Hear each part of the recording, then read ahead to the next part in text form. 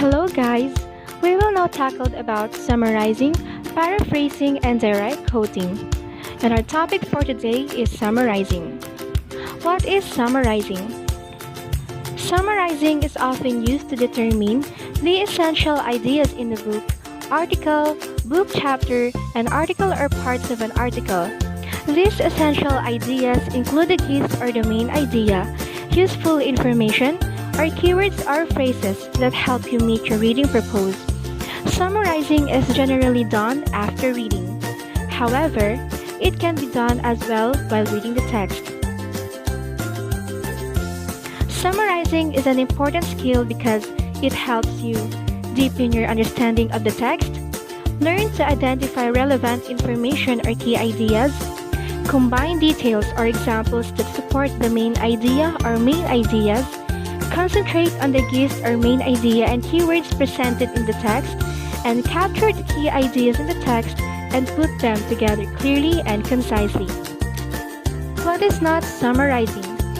You are not summarizing when you write down everything, write down ideas from the text word for word, write down incoherent and irrelevant idea, write down ideas that are not stated in the text, or write down the summary that has the same length or is longer than the original text.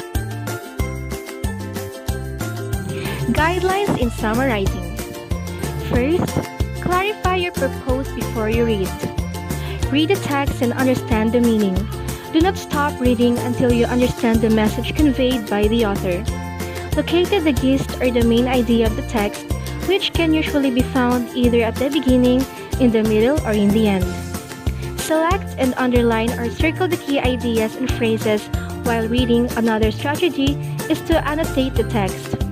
Write all the key ideas and phrases you identified on the margins or on your notebook in a bullet or outline form. Without looking at the text, identify the connections of these key ideas and phrase using a concept map. List your ideas in sentence form in a concept map.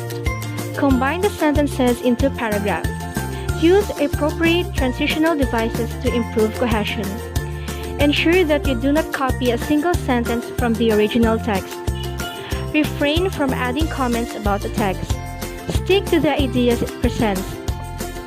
Edit the draft of your summary by eliminating redundant ideas. Compare your output with the original text to ensure accuracy. Record the details of the original source, author's names, date of publication, title, publisher, place of publishing, and URL if online. It is not necessary to indicate the page numbers of the original text in citing sources in summaries. And the last one is format your summary properly. When you combine your summaries in a paragraph, use different format to show variety in writing. Format in summarizing. The three formats that you may use in writing summaries are idea heading, author heading, and date heading. First is idea heading format. In this format, the summarized idea comes before the citation. Example: benchmarking is a useful strategy that had the potential to help public officials improve the performance of local surveys. Once the practice of a particular city is benchmarked, it can be guidepost and the basis for the other counterparts to improve its own. So, the idea heading format here is benchmarking is a useful strategy that has the potential to help public officials improve the performance of local surveys. Next is author heading format. In this format, the summarized idea comes after the citation. The author's name is or are connected by an appropriate reporting verb. Example: the considerable number of users of FB has led educators to utilize FB for communicating with their students. The study of Kabilan Ahmad expedits language learning, specifically English.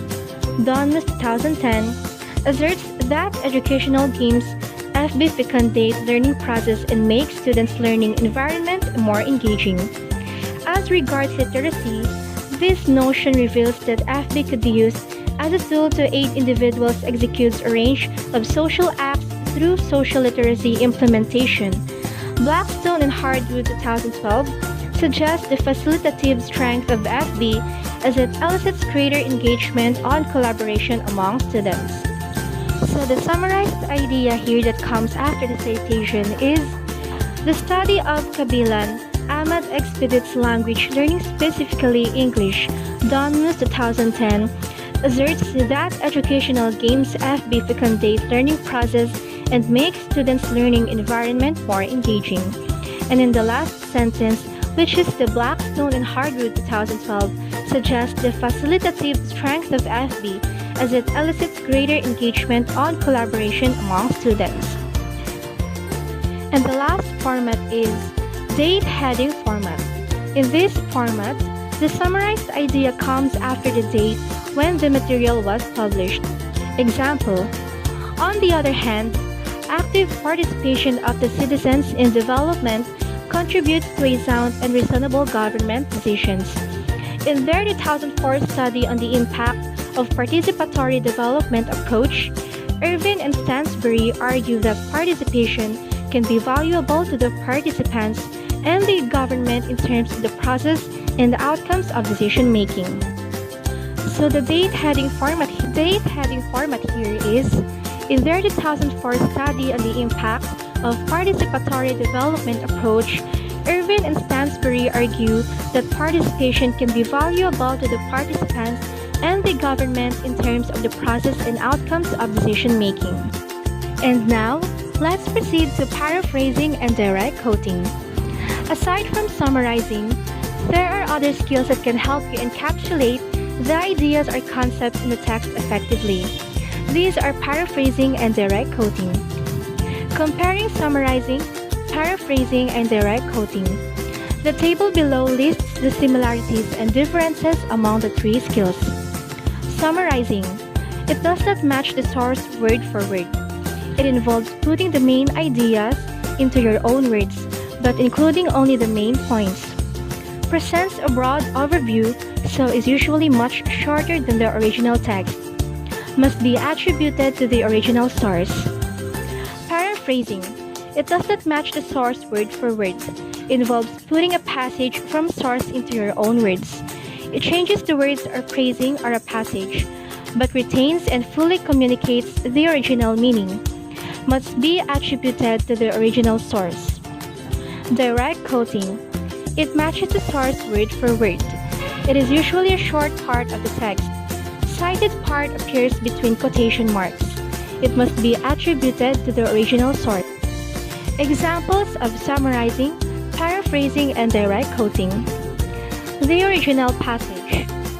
What is plagiarism? In minor cases, it can be the quotation of a sentence or two, without quotation marks and without a citation. Example given, footnote to the author. In the most serious cases, a significant fraction of the entire work was written by someone else, but the plagiarist removed the author's names and substituted his or her name. Perhaps did some reformatting of the text, then submitted the work for credit in the class. Example given, term paper or essay, as part of the requirements for a degree.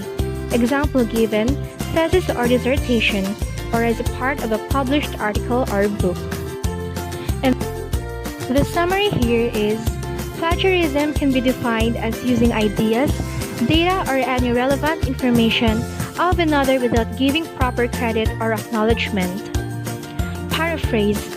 According to Standard 2012, plagiarism can occur in small cases, which happens when small parts of a passage are used without enclosing them in quotation marks and citing the author. It can also occur in more grave situations. In these instances, big chunks of the original text are used.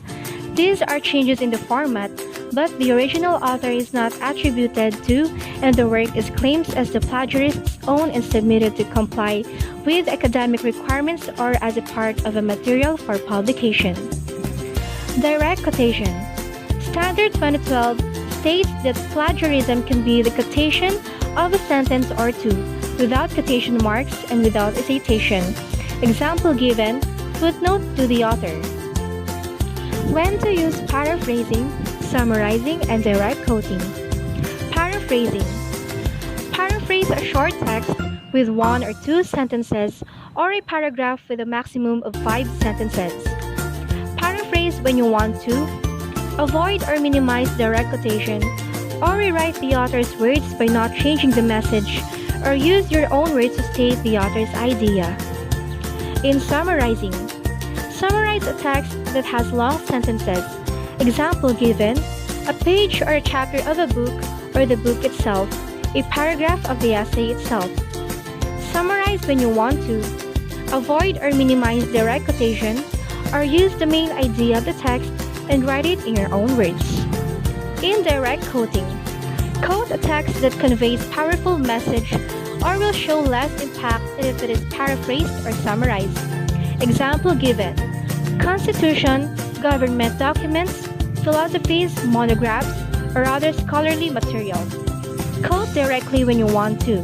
Begin your discussion with the author's stand or highlight the author's expertise in your claim, argument, or discussion. Guidelines in paraphrasing. First, read the text and understand its meaning.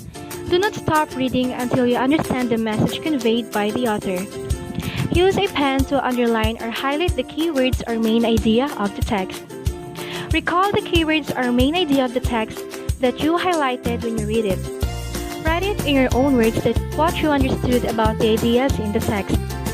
Get the original text and compare it with your paraphrase. Check the meaning. Remember, your paraphrase should have the same meaning as the original text.